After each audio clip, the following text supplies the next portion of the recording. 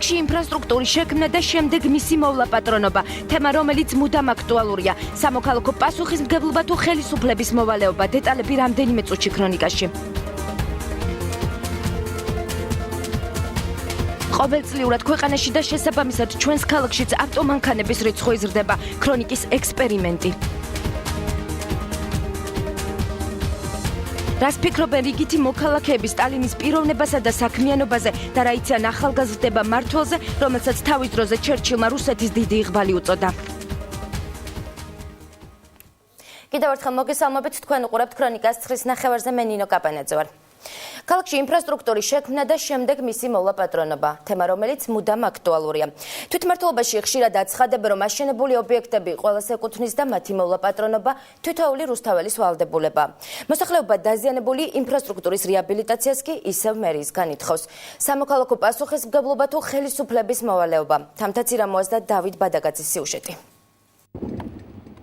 მოედან, სადაც ბავშვი ბურთით თამაშობდა, დამცავი ბადეები არ გააჩნია. სწორედ ამიტომ ბურთმა სტადიონი გადაკვეთა და გზაზე გადავარდა. ასეთი ფაქტები ალბათ ხშირია, თუმცა დამცავი ბადის არარსებობა სპორტული მოედნებისთვის ერთადერთი პრობლემა არ არის. მინი სტადიონი ამ კონკრეტულ შემთხვევაში არათუ ჯანსაღი ცხოვრების ხელშემწყობია, არამედ ბავშვისთვის შესაძლოა საფრთხესაც წარმოადგენდეს. არც თუ ისე სახარბიელო მდგომარეობაა ქალაქის ხოვბნებში არსებულ სპორტულ მოედნებზე, რომელთა უმრავლესობა რბილი საფარის, საკალათბურთო ფარებისა და სხვა საჭირო ატრიბუტების გარეშეა დარჩენილი. რატომ ზიანდება მოედნები და ვინ არის პასუხისმგებელი ინფრასტრუქტურის პირვანდელი სახით შენარჩუნებაზე? საკითხთან დაკავშირებით მოსახლეობის პოზიცია მოვისმინეთ. არულიან აღზრდაზე საერთოდ ბევრი დამოკიდებული იმაზე, როგორ აღზრდი ბავშვს და თავის მოედანს, თავის მომავალს როგორ მოვლებინებ. თავარია საერთოდ. და როგორ ფურდა გამოსავალი რაშია? გამოსავალი თვითონ მოედანსაც უნდა ყავდეს ვინმე მერისგან დანიშნული, რომელიც მიაქცევს ამას ყურადღებას და გაუფრთხილდება ყველაფერს. ყველა მოედნის საფარი იქნება, ეს ბადეები იქნება, სეტკები იქნება, ყველაფერს. ბავშვებისთვის ფაქტობრივად არაფერი არაა და ეს სპორტის ისინი სტადიონები პატარა რომელიც არის ყოველთვის ამ მდგომარეობაში არის. იყო ერთი პერიოდი რომელიც ვაკეთდა, მაგრამ ბავშვები მაინც არ უფრთხილდებიან და იმის მერე არაფერი არ კეთდება. მშობელი რომ გამოუშვებს ქუჩაში, უნდა გაუფრთხილდეს, რაც არ უნდა გააკეთოს მთავრობამ, ქალაქის თვითმმართველობამ, ჩვენ თუ არ გაუფრთხილდით, არაფერი არ გვეშველება. ქალაქის მერი დავით ჯიქია გარკვეულწილ პასუხისმგებლობას ქალაქის თვითმმართველობას, ნაწილსაც კი საზოგადოებას აკისრებს.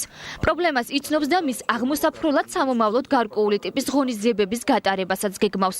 ვიდეო კამერების დაყენება ქალაქის საკვანძო ადგილებში და მუნიციპალიტეტის დაქვემდებარებაში გადასული სპორტული მოედნები. ეს ის საკითხებია, რომლის განხორციელებას ქალაქის მერი პრობლემის მოსაგვარებლად მომავალი წლიდან გეგმავს.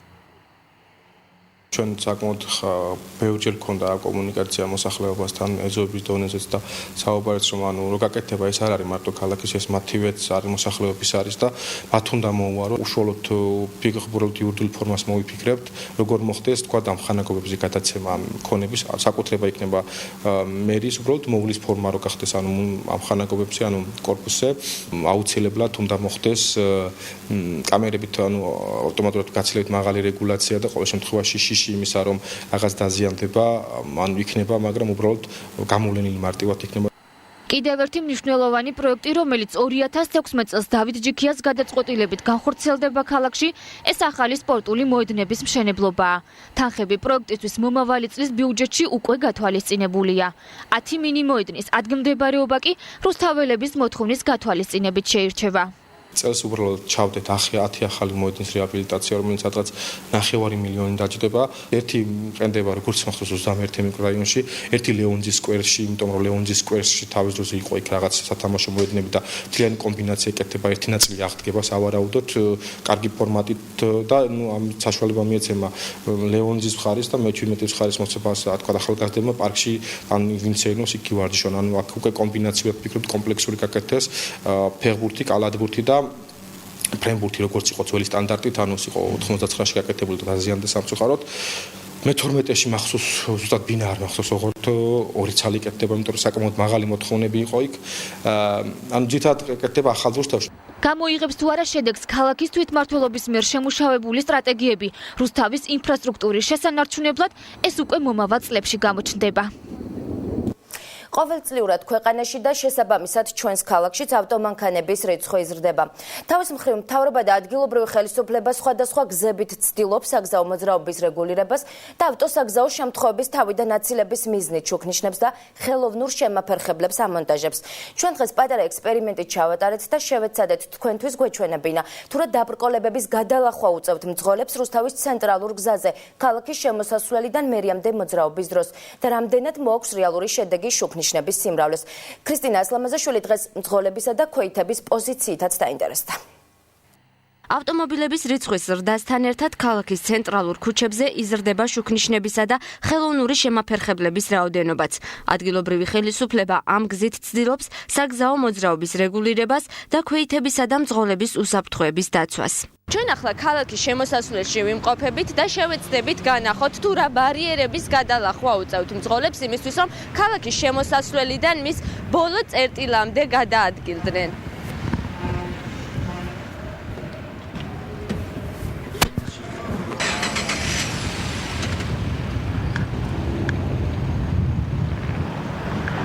ექსპერიმენტი რუსთავის შემოსასვლელიდან დავიწყეთ, როგორც აღმოჩნდა პირველ შუქნიშანთან გაჩერება ავტომობილების მძღოლებს ქალაქის შემოსასვლელიდან რამდენიმე მეტრში უწევთ. შუქნიშნამდე მათ ხელოვნური შემაფერხებელი აბრკოლებთ. გზას განვაგრძობთ და მეორე ლოკაცია, სადაც მძღოლებს ავტომობილის გაჩერება და ქვეითის გატარება უწევთ შარტავას გამზირია. ამ ტერიტორიაზე საგზაო მოძრაობა ერთმანეთის მიყოლებით რამდენიმე მეტრის დაშორებით ორი შუქნიშნით რეგულირდება. ესეც შარტავას ქუჩაა, სადაც კიდევ ერთი შუქნიშანი უნდა დამონტაჟდეს. მისი მოწყობა მომავალი წლის ბიუჯეტში უკვე გათვალისწინებულია და ქვეითად მოსიარულეების მოთხოვნის საფუძველზე დაიგეგმა. აუცილებელი აქ შუქნიშანი დაიყოს. ხშირად იქნება პრობლემები. რა ვიცი. აი ხარ ახლა ველოდები გადავიდეთ ახლა და აი ის ხან გადარბენაზე ვათხარის. და რა გადასასვლელია გაჩერებიდან გაჩერებაზე გადადიხარ და უნდა იყოს. ტურს ვაგრძელებთ. რაც შეეხება სასტუმროს მიმდებარე ტერიტორიას, აქ ქვეითებისა და მძღოლების უსაფრთხოებას ეგრეთ წოდებული ზებრა გადასასვლელი უზრუნველყოფს. თუმცა აქ შუქნიშნის მონტაჟს მძღოლები ხშირად ითხოვენ.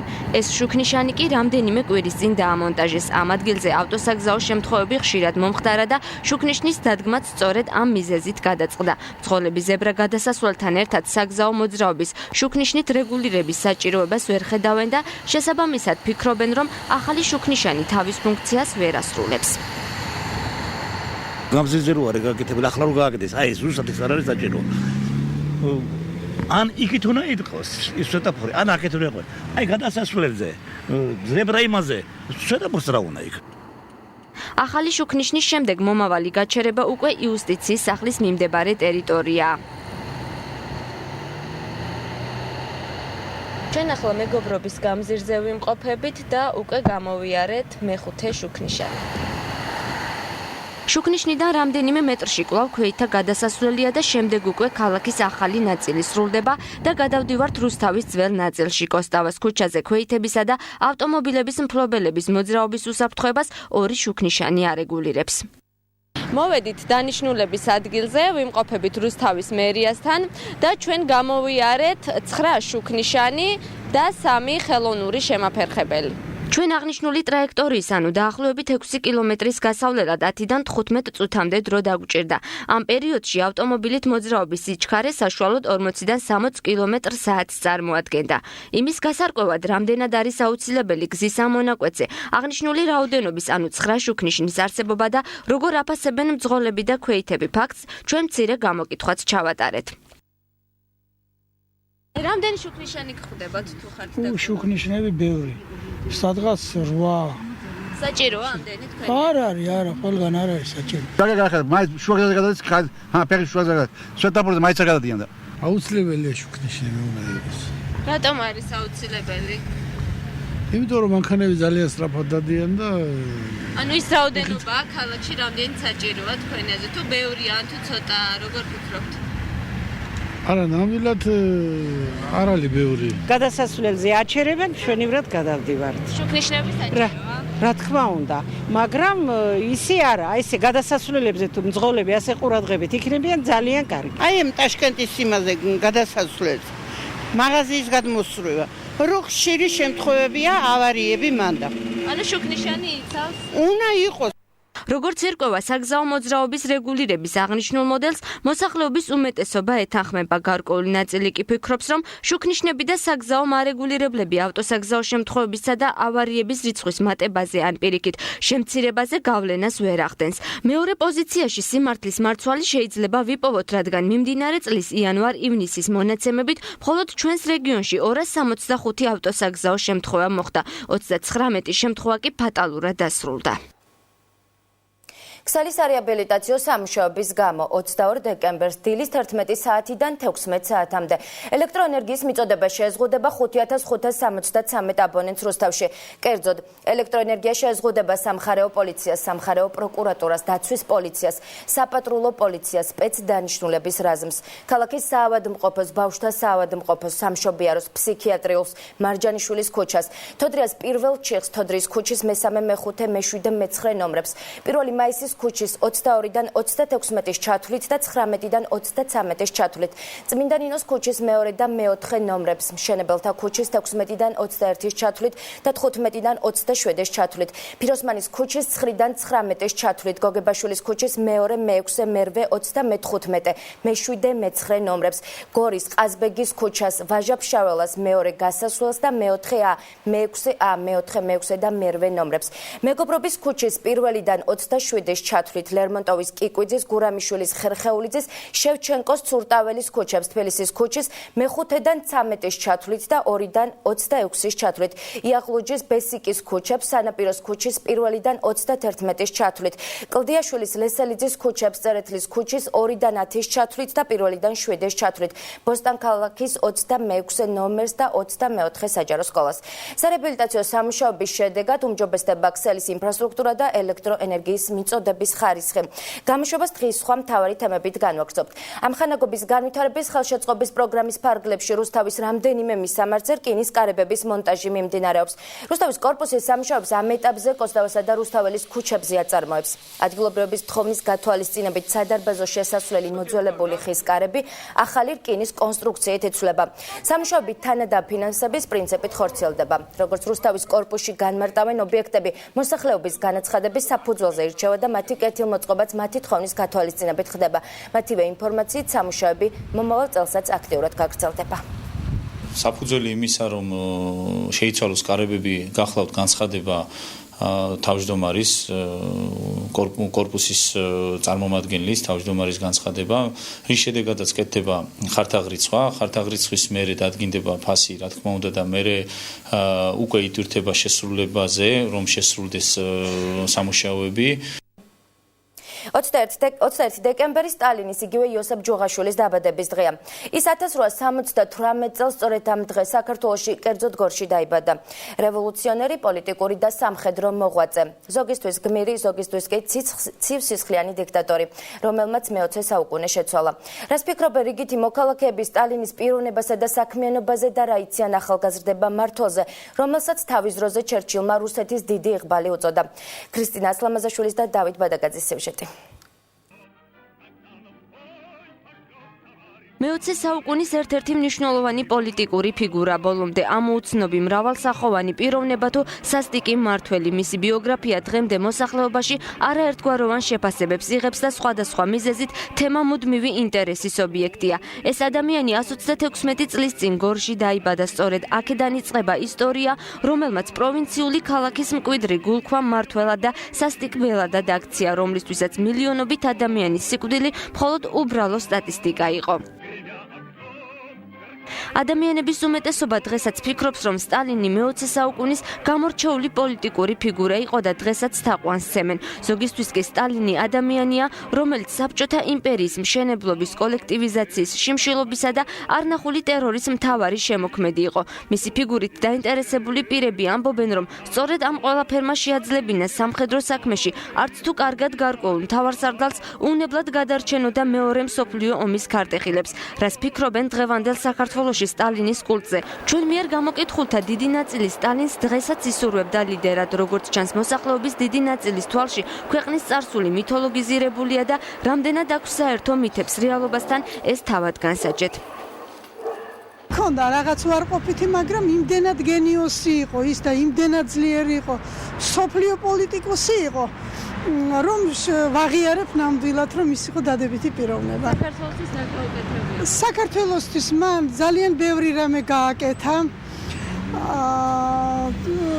გეტყვით რომ მან უნივერსიტეტებიც კი დაარსა. ბევრი დადებითი გააკეთა სტალინმა აუგისტმა არ შეიძლება პიროვნება იყო გვიანი საქართველოსთვის მგონი რომ ბევრი კაი გააკეთა. აი რა გააკეთა მაგალითად საქართველოსთვის კარგი?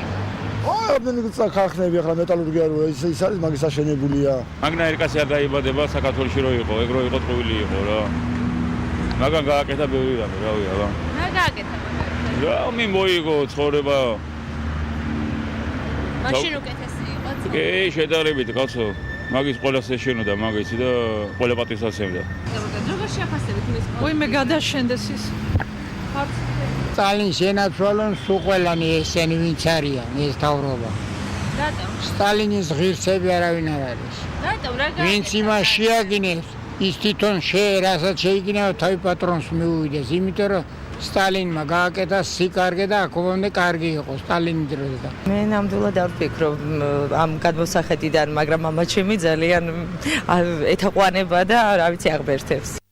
სტალინის მემკვიდრეობის მიმართ რომანტიულად განწყობილი კატეგორიისგან განსხვავებით დიდი ბელადის შესახებ არაფერი იციან ახალგაზრდებმა. მათი უმრავლესობა ამბობს, რომ სტალინი უარყოფითი პიროვნება იყო.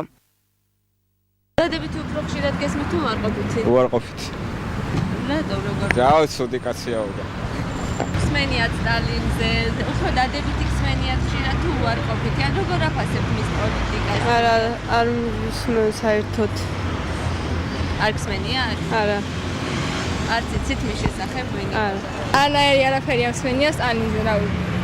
არც ცუდი. არა. ცუდი ან კარგი ხსმენიათ, უფრო მეტი ცუდი. რა ვიცი, ასაკიდან გამომდინარე, ზოგი კაის ძახის, ზოგი ცუცი ძახის და ჩემთვის არც კაი უგნია, არც ცუდი.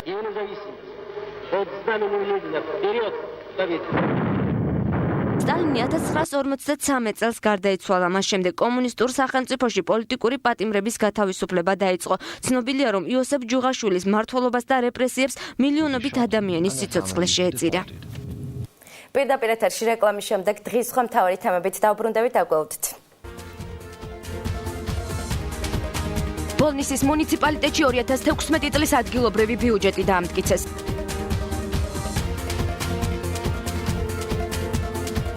სახელმწიფო პროგრამის საწარმოო საქართველოში ფარგლებში მარტყოფში ახალი საწარმოა შენდება. დეტალები რეკლამის შემდეგ. ქრონიკა პირდაპირ ეთერში ბრუნდება. ბოლნისის მუნიციპალიტეტში 2016 წლის ადგილობრივი ბიუჯეტი დაამტკიცეს. მუნიციპალიტეტის მთავარი საფინანსო დოკუმენტი მომავალ წელს 16.200.000 ლარით განისაზღვრა, რაც წინა წელთან შედარებით 2.240.000 ლარით არის გაზრდილი. 2016 წლის სტრატეგია ადგილობრივი ინფრასტრუქტურის განვითარებას, სოციალური პირობების გაუმჯობესებას, ჯანსაღი ცხოვრების წესის დანერგვას და სკოლამდელი განათლების ხელშეწყობას მოიცავს. აღსანიშნავია, რომ 2016 წლის სოციალური უზრუნველყოფის მიმართულების დაფინანსება მიმდინარე წელთან შედარებით 259.000 ლარით გაიზარდა. ბოლნისის მუნიციპალიტეტის მთავარი საფინანსო დოკუმენტი საკრებულომ დღეს ერთხმად მიიღო. დამტკიცდა 2016 წლის ბიუჯეტის პროექტი 16.200.000 ფარგლებში. რა თქმა უნდა, სპეციალური ტრანსფერების გარეშე აღნიშნული თანხა უკვე იანვარში გოცულინება ჩვენ მთავრობა რას გამოყოფს და შესაბამისად ეს თანხაც დაემატება ჩვენს ბიუჯეტს. სავარაუდოდ 20 მილიონამდე გაიზრდება ჩვენი ბიუჯეტი იანვრის თვეში. სახელმწიფო პროგრამის აწარმოე საქართველოში ფარგლებში მარტყოფში ახალი საწარმოა შენდება. ამ შესახებ საქართველოს პრემიერ-მინისტრმა ირაკლი ღარიბაშვილმა მთავრობის ხდომაზე განაცხადა. გავრცელებული ინფორმაციით გარდაბნის მუნიციპალიტეტის სოფელ მარტყოფში სამშენებლო მასალის საწარმო შეიქმნება, რაშიც სახელმწიფო 800.000 ლარის ინვესტიციას განახორციელებს. საწარმოს გახსნა თებერვლის თვეში იგეგმება. ღარიბაშვილის თქმით, სპილენძის გადამამუშავებელ საწარმოში დაახლოებით 60-მდე ადგილობრივი დასაქმდება. საწარმო საქართველოს ფარგლებში კიდევ ორ ახალ საწარმოს ხსნით ვამატებთ. ეს არის დაახლოებით პირველი არის სამშენებლო პროდუქტის საწარმო, რომელიც სოფელ მარტყოფში შეიქმნება. ეს იქნება მარტყოფის ტერიტორიაზე, ეგრეთ წოდებული ლოჩინის ტერიტორიაზე აშენდება ალუმინის გადამამუშავებელი საწარმო იქნება. დაახლოებით რამდენადაც ჩვენთვის ცნობილია 800,000 ინვესტიციის ჩადება იქნება და რა თქმა უნდა ასევე იქნება ადგილობრივების დასაქმება. ქრონიკაში სპორტის სიახლეების დროა. გრეპლინგში ქვემო ქართლის ღია ჩემპიონატი გაიმართა. ჩემპიონატს, რომელიც გუბერნატორის თასის სახელს ატარებს, მარნეულის მუნიციპალიტეტში ჩაატარდა.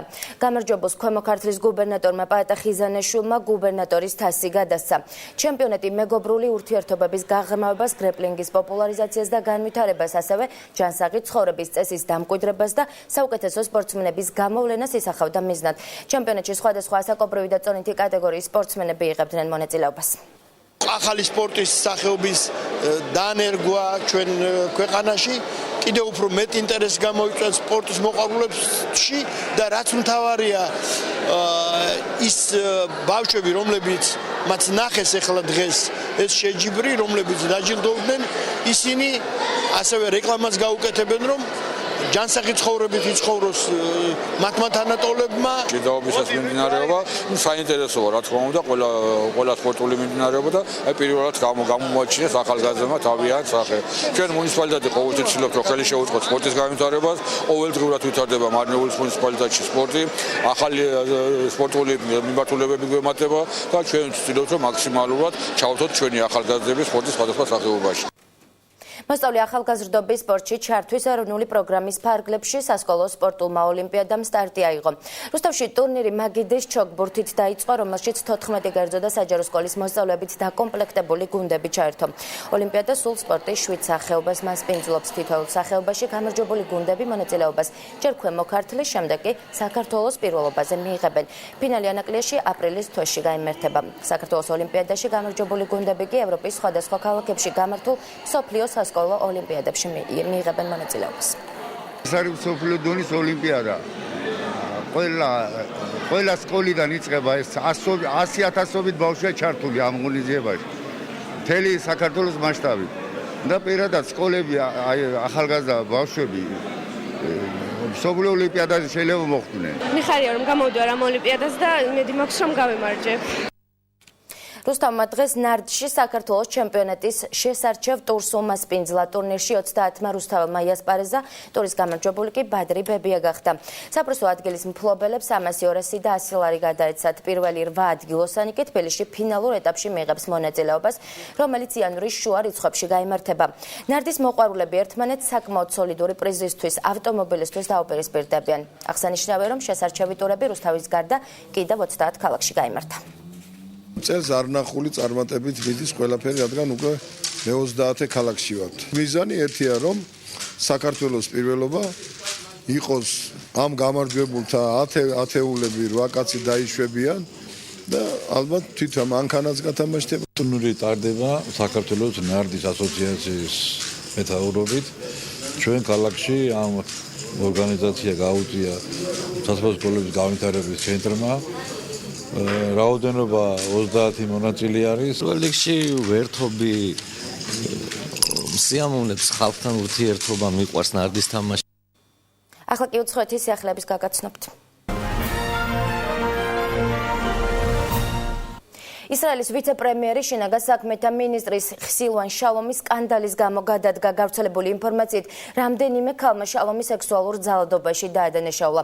თავად მაღალჩინოსანმა ბრალდება უარყო. შალომის თქმით, მას არ სურს, რომ სკანდალმა მის ოჯახზე მოახდინოს გავლენა და სწორედ ამიტომ მიიღო თანამდებობის დატოვების გადაწყვეტილება. ისრაელის გენერალურმა პროკურატურამ გამოძიება დაიწყო.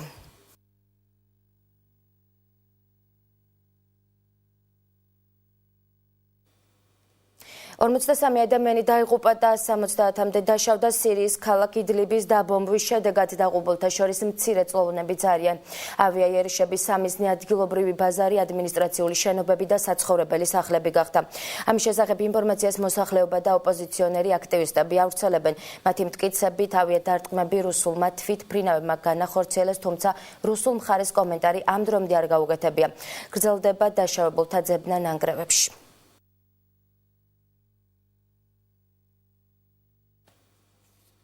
ინციდენტი ლას-ვეგასში ავტომობილი ფეხით მოსიარულეებს დაეჯახა. დაუზუსტებელი ინფორმაციით დაშავებულია 33 ადამიანი. ისინი სასწრაფო დახმარების ბრიგადებმა უახლოეს საავადმყოფოში გადაიყვანეს. გავრცელებული ინფორმაციით ავტომობილს ქალი მართავდა, რომელსაც სალონში მცირეწლოვანი შვილიც ეჯდა. შემთხვევის შემდეგ მძღოლი ადგილიდან მიმალვა შეეცადა, თუმცა ის სამართალდამცველებმა დააკავეს და პოლიციის განყოფილებაში გადაიყვანეს.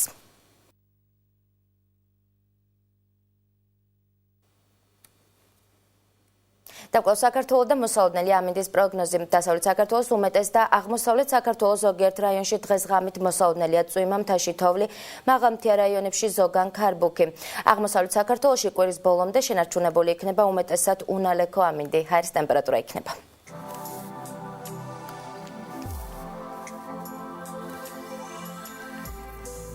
Წალკაში დღისით 5 გრადუსი სითბო, ღამით -7, თეთრიწყაროში ჰაერი დღისით 9 გრადუსამდე გათბება, ღამით -2. თბილისში დღისით 7 გრადუსი სითბო, ღამით -6 გრადუსი ყინვა, ბოლნისში დღისით 12, ღამით +1 გრადუსი სითბო, მანელში დღისით ასევე 12, ღამით +2, დედაქალაქში დღისით 12 გრადუსი სითბო, ღამით ტემპერატურა 0 გრადუსი დაფიქსირდება, გარდაბაში დღისით 13, ღამით 2. რაც შეეხება ჩვენს ქალაქს, როსტოვშიც ასევე დღისით 13 გრადუსი, ღამით +2 გრადუსი.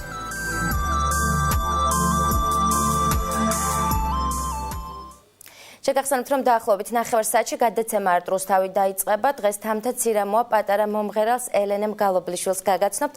შედგება ელენეს საახალწლო კლიპის პრემიერაც, ასე რომ დარჩით ჩვენს არხზე. არ რუსთავი ტრადიციულ დროს 21 საათსა და 30 წუთზე დაიწყება. ასეთი იყო დღის მთავარი თემები და ქრონიკა. ცხრის ნახევარზე სტუდიაში ნინო კაპანაძე მუშაობდა. მშვიდობიან ღამის გისურვებთ.